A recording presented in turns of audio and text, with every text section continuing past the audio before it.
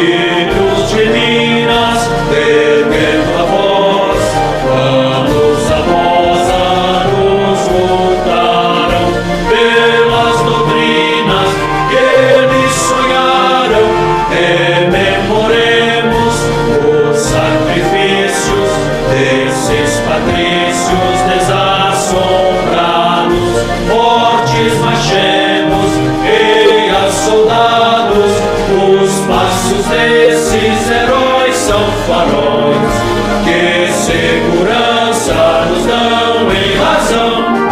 Nós seguiremos e cada vez mais nós queremos em Minas Gerais. De iguais mistérios, com a mesma história, somos agora os descendentes do bravo alferes, o Tiradentes.